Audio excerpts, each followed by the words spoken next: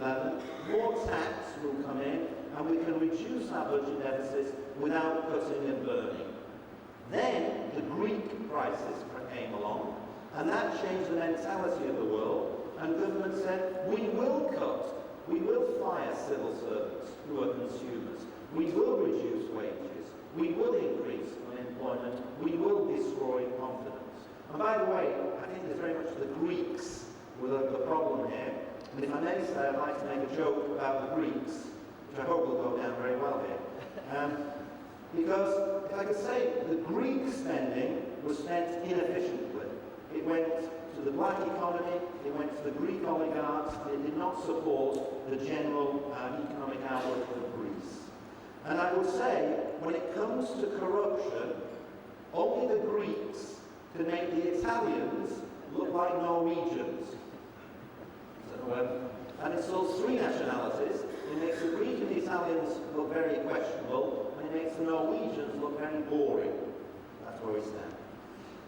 So when the banks are not functioning, when consumers are fragile, when business is not investing, and governments are reducing spending, I think those are four reasons, ladies and gentlemen, to explain why confidence around the world is not moving. And I will come in a few moments to explain why. And very fortunately and deservedly, Turkey is an exception to several or many of the things I've just described. Just like to say a few things about best practice that I've seen amongst my clientele in the last couple of years. And I'll be very brief, and these comments and stories are available on papers. I'll be very happy to take anybody's card today and send you the documents, and my email address is there. These papers are very clear, logical, systematic, and full of information for you on the markets and on Turkey as well. But just a few things. What's best practice? Top line and bottom line in your business are not important. Market share is important. Market share is the key to success. Market share is the driver before the crisis, in the crisis, and after the crisis. Kraft, and this is public information, Kraft Food Company, during the crisis, they were having big problems, as you would expect, in Russia and Ukraine. Their distribution was not flowing. The distributors could get no money. The distributors were going bankrupt. So Kraft said, we have good market leadership, and we will use it. We will help our distributors. We will give them more credits. We will extend the receivables. We will get Western bank guarantees by us for some of our distributors to help them. It got the product flowing through.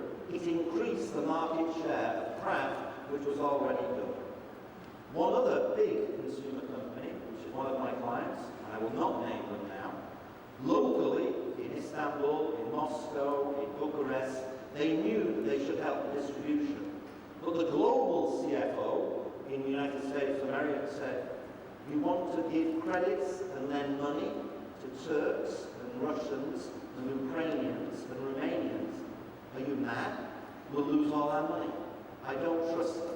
Oh, by the way, thanks for bringing this topic up. Tell them to pay us now, because I need the money for my balance sheet for next week when I report to Wall Street. Now that company, by the way, lost market share. It did. Since losing market share, it's now gone into price wars to try and compete and recapture what it flushed down the toilet. I have friends at Procter & Gamble who have said, never throw away market share for short-term, monthly or quarterly financial results. And I think that's a very wise view and opinion and advice to companies around the world. We've been in a position, by the way, 2002 to 2008, when business was boom, boom, boom. Growth, expansion, hiring more people. End of 08, 9 and 10, for most parts of the world, was black. It was cuts, cuts, cuts. I would suggest to you, for everybody in the room doing business globally, that moving forward, business is not white, just booming growth.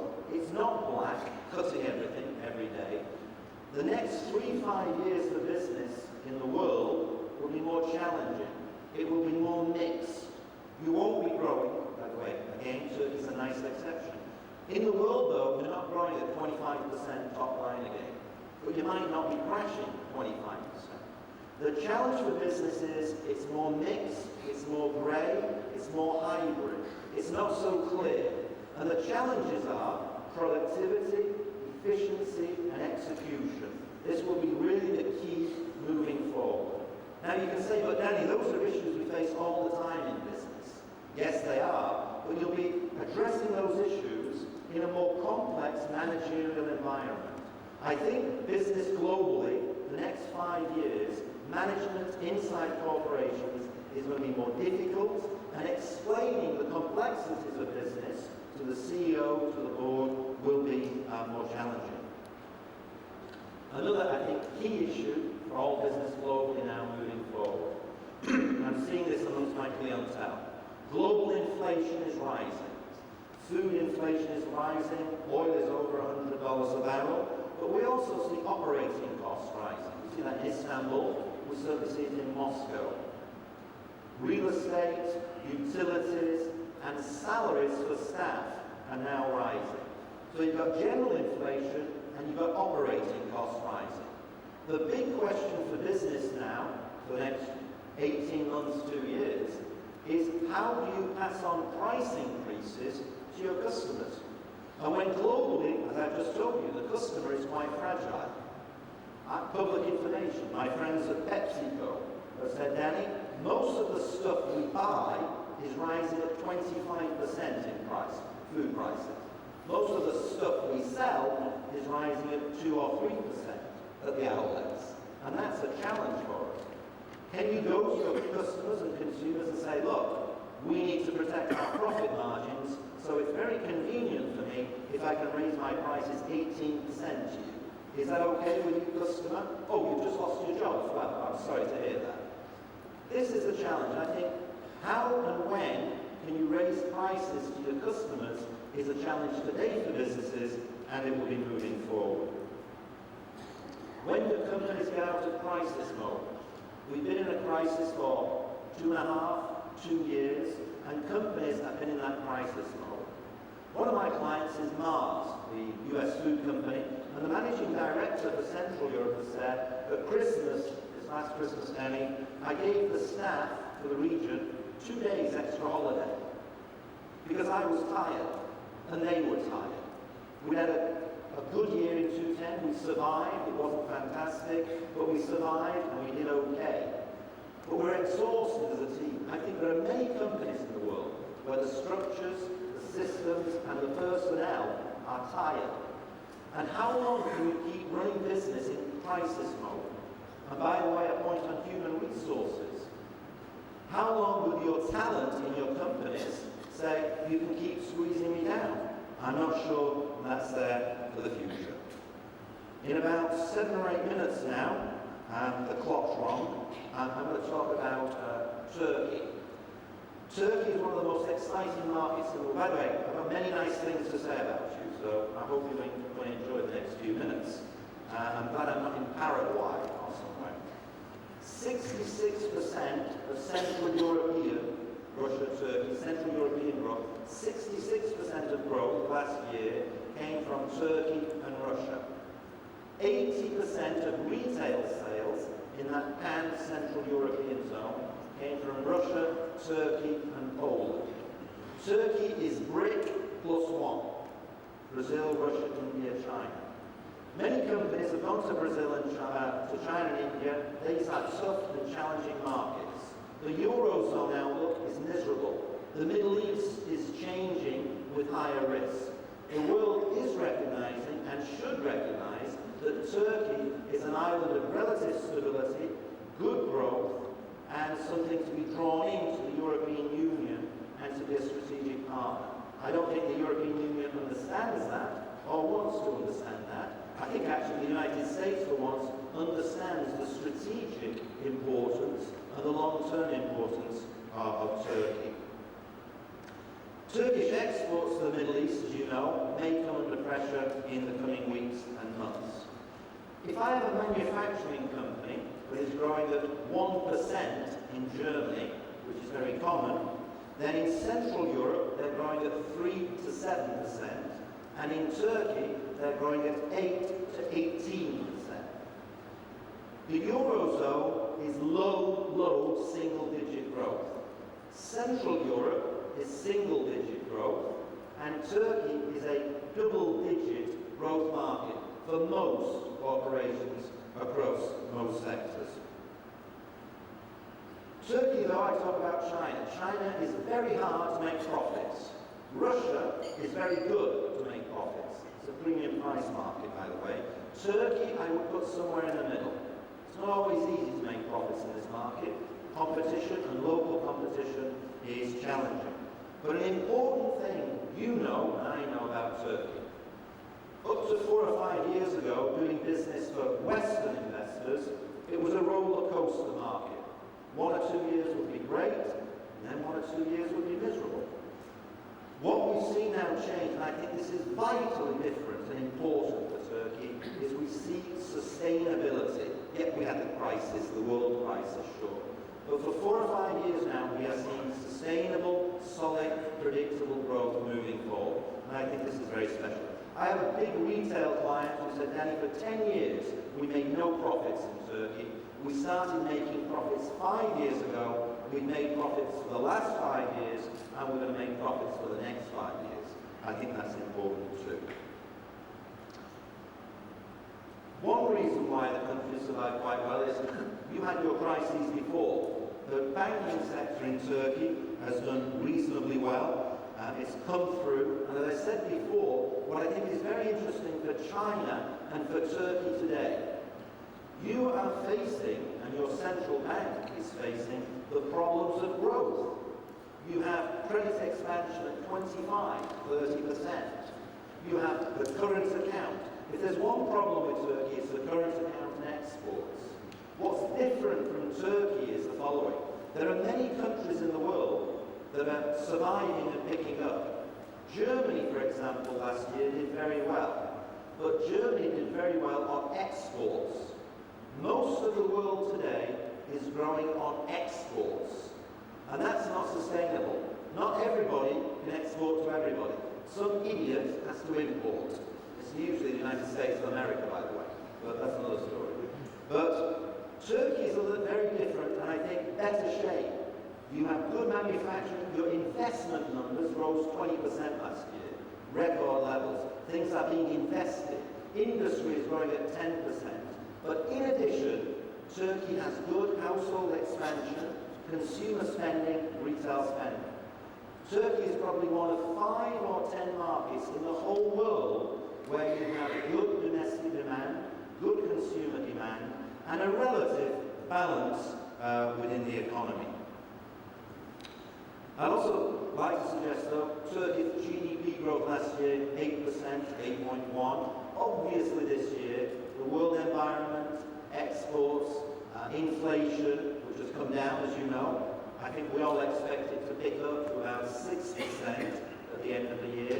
4.2, I believe, in February, a record low number. So there are a number of factors which I think will mean that growth this year, GDP, will not be 8%.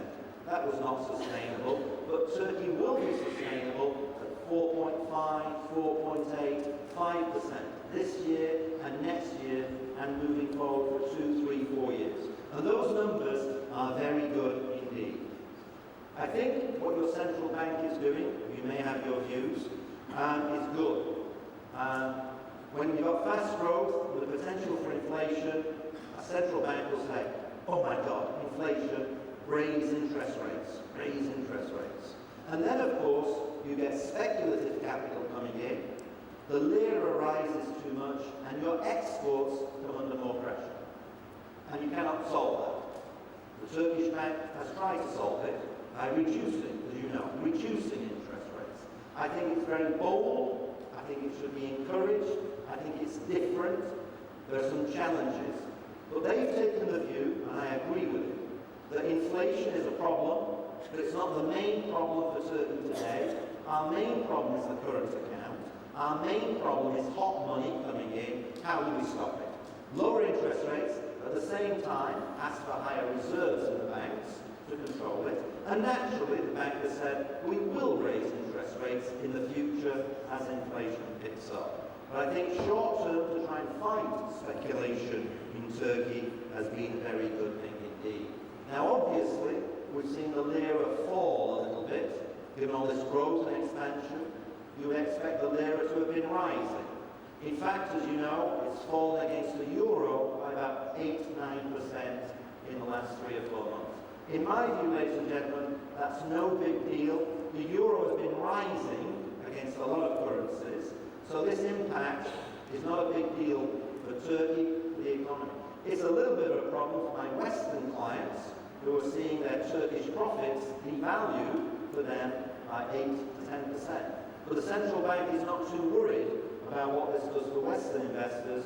They've got more domestic issues that they're looking at. So I think that is very much to be commended. In my half hour, I try to look at some global trends for you, a few comments on best practice. I've got another 100 things to say about that, but I'll shut up. And I've tried to give you a quick feel of how the world and the business environment sees Turkey. I hope you've enjoyed the remarks and of the dynamism and the encouragement that I share for Turkey. There is one topic I've not touched, and that's Turkish politics. And I'm far too wise, far too clever, and far too sensible to say anything about Turkish politics. Because I would either alienate and make enemies of 100% of you, or make enemies of 50% of you. So I think I'll leave that alone. Despite the politics, and not despite the politics, how you look at it, the future for Turkey, I think, is really very, very good. And I think, by the way, after many decades in the past of poor political leadership, things are looking very good for Turkey and the Turkish people. I'm very glad for that, and the Turkish people deserve it. Take a good at that.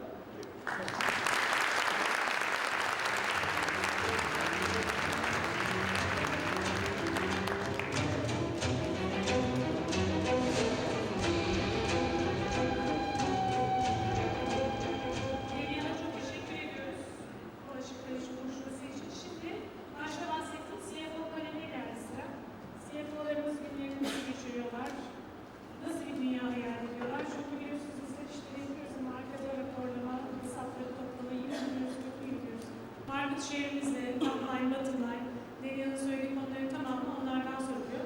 Şimdi paneli yönetmek üzere sevgili Deniz Gökçe'yi huzurlarınıza davet ediyorum.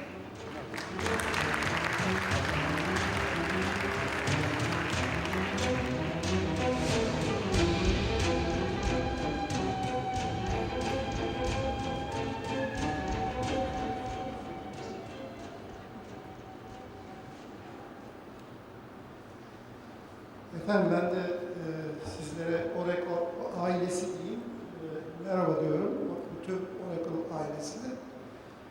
Daniel'ın konuşmasını çok dikkatle dinledim. Aslında zaman sınırlaması vardı. Yoksa kendisi çok uzun bir konuşma hazırlamıştı. Onu önceden gördüm bir iki gün evvel. Çok iyi bilgi toplamış. Sadece bir tek sorun var. Daniel'ın yapmış olduğu Türkiye metiyesi dolu olan konuşmayı ben yapıyor olsaydım herhalde bizim hoca siyasete giriyor veya ruhunu satmış şeklinde bir yorum gelirdi. Ama gene de ben sizin adınıza Daniel'e teşekkür ediyorum. You did a very good job, Daniel. My point was about if I made the very positive speech you made about the Turkish economy, and I'm an economist by the way, I would have been blamed for being politically motivated. We know this is not true for foreigners. So you get a break there, okay? Thank you. Efendim şimdi panelimiz var. İlk evvela panelin sahibini çağıralım diyor. Işıl Hanım neredesiniz? Işıl Kılıçkırt'ına bir alkış yapalım ona. Oracle'ın Orta Doğu ve Avrupa Finans Sektörü İş Geliştirme Direktörü. Sonra koltukların üstünde de yazılı Zeynep Rus'u, Oracle'ın CFO'su, Boğaziçi Üniversitesi'ndeki öğrencilerinden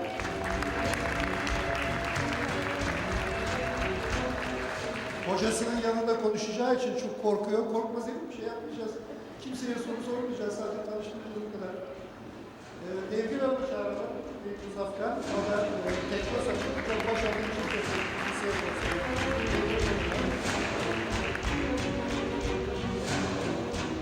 Medical Park CFO'su Levent Özdemir Bey. Gördüğünüz gibi Levent Bey genç ve sportman, nasıl enerjiyle geliyor? Vallahi dinamit gibisiniz. Yakında patlayacağım siz. Tankut Bey.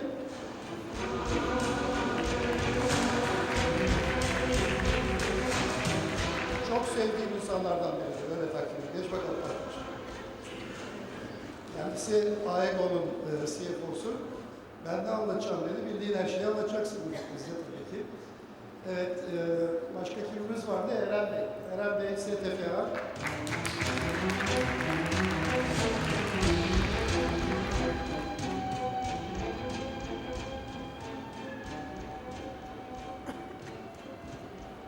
Şimdi biz ne yapacağız?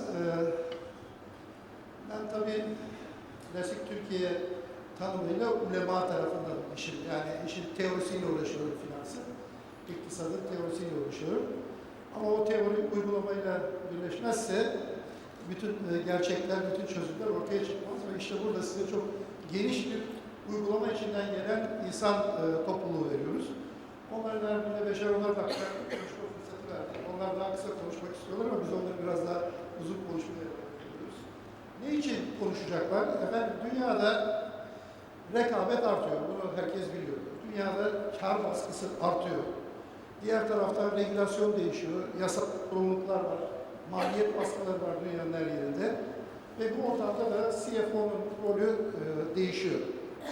Şimdi CFO'ların sadece mali durumun kaydını tutmanın ötesinde, geleceğe dönük planlamada, performans yönetimi kriterlerinin belirlenmesinde, kar zarar analizleri yapılmasında, teknoloji açısından sistemlerin nasıl olması gerektiği gibi konularda falan önemli katkıları olması mecbur. Zaten benim kişisel kanaatim de buydu.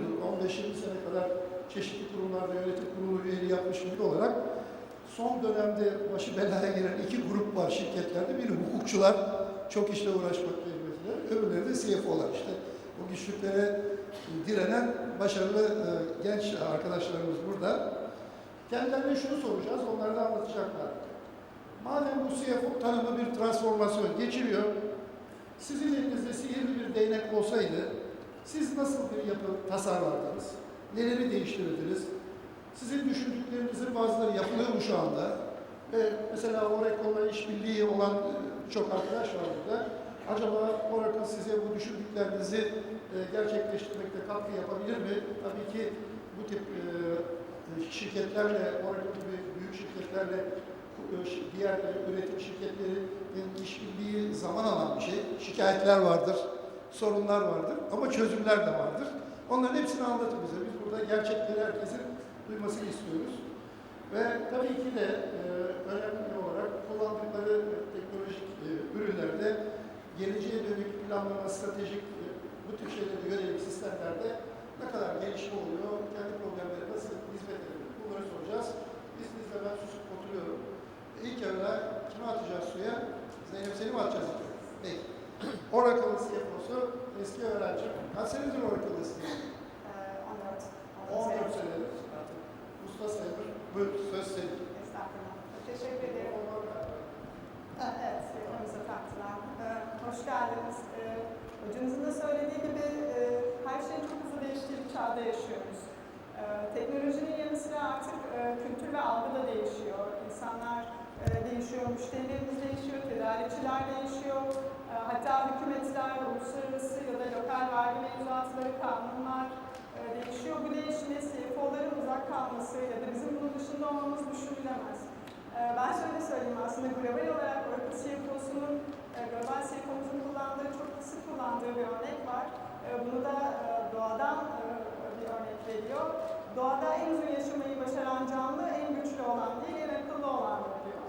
Ve burada da yeni çağda, yeni dünya üzerinde akıl aslında güç, bilgi. Bilgiyi en etkin ve en doğru şekilde kullanmak, ihtiyaçlarımızı belirleyip doğru bilgiye en kısa şekilde ulaşabilmek. Oracle bunu nasıl başarıyor ya da biz bunu Oracle'da nasıl başarmaya çalışıyoruz anlatmaya çalışayım. Oracle teknoloji kendi teknolojisini üreten bir firma zaten. Bu en önemli özelliklerinden biri de iş uygulamaları anlamında ya da finans sektöründe aklınıza gelebilecek, finansa destek olacak bütün uygulamalarda ilk önce kendisi kullanıyor. Yeni bir versiyon çıkardığında da ilk versiyonu kendisi implement ediyor. Ama bunu yaparken amacı ya da süreci şöyle tanımlamıyor. Var olan düzeni teknolojiye entegre etmek değil amaç. Amaç yeni düzende süreçleri, ihtiyaçları yeniden tanımlamak ve bu teknolojileri yeni ihtiyaçlara göre uzun vadeli olarak uygulamaya geçirmek. Biz bunu çok, yani belki teknoloji şirketi olmanın avantajıyla birlikte çok uzun süre önce bu gelişimi yaşamaya başladık. Öncelikle şöyle düşün, bir karar alındı. Operasyonel ve belki de bizim klasik anlamda finans deyince aklımıza gelen muhasebe işlemlerinin finansın ana işi olmadığı. Bunlar operasyonel işlemlerle ilgili zaman kaybını daha aza indirmek için yine kendi teknolojilerini kullanarak tabii bu avantajı kullanıp shared service center'lar kurdu. Dünyanın birçok yerinde 5, şu anda global olarak kullanılan 5 tane shared service center, ortak hizmet merkezleri var. Ortak hizmet merkezlerinde global olarak ihtiyaç olan tüm süreçler tanımlanmış ve bir operasyon ekibi çalışıyor. Siz artık veri girişi yapan kişi değilsiniz finans olarak. Siz verinin sonuçlarıyla ilgilenen, verinin oluşturduğu bilgiyi kullanıp bu bilgiyle şirketin ana işine destek olması beklenen kişisiniz. Aslında bu çok yakın bir zamanda CFO'nun adını da değiştirmeye başladı. Hani finans direktörü ya da CFO demek yerine çoğunlukla business partner, iş ortağı demeyi tercih ediyorlar finans direktörlerine. İş ortağı olmaksa işi anlamakla başlıyor. İhtiyaçları, yöneticilerin gerçekten sahada olan insanların ihtiyaçlarını, zorluklarını, yaşadıkları riskleri ya da sorunları anlayabilirseniz onlara destek olabilirsiniz diye düşünüyorum. Bunun için de bizi operasyondan, veri girişinden ve daha düşük kaliteli zaman alan işlemlerden bir adım geriye alıp teknolojileri kullanarak kişilere, yöneticilere, üst düzeyde çalışan insanlara iş ortağı alıp onlara destek olmak. Bu her anlamda olabilir. Sadece finansal faktörlerle destek olmak anlamında değil. Tabii ki gelirlerin artması yanında yöneticilerin aslında artık birinci hedeflerinden biri de maliyetleri azaltmak. Kârlılığı artırmak, marjin rakamlarını artırmak. Bu konuda finans direktörü nasıl destek olabilir? Amaç hayır cevabını söylemek değil. Genellikle zaten finanstan insanların tedirgin durmasının sebebi nasıl olsa gideceğiz ve hayır cevabını alacağız. Bunu niye yapamayacağımızı anlatacak bize. Oracle'ın beklentisi artık bunu nasıl yapabileceğimiz için çözüm bulmak. Tabii ki burada riski önceden tanımlayıp, riski minimize edip çözümü Oracle'ın istediği bir şekilde ama yöneticinin de hayatını kolaylaştıracak şekilde yapmak. Burada da amaç aslında kaliteli bilgi, hız ve bu kaliteli bilgi ve hızı nasıl kullanabildiğimiz. Oracle sanırım bunu kendi ürünlerini, servis ürünlerini en iyi şekilde implemente edip ürünün global özelliklerini maksimumda kullanıp lokal ihtiyaçları bu global özelliklere entegre etmek şeklinde kullanıyor. Yoksa globali lokalin içine koyarak istediğiniz verimi ve ihtiyacı alabilmeniz mümkün değil. Sanırım bunu da son birkaç yılda oldukça tamamıyla finans sektörünün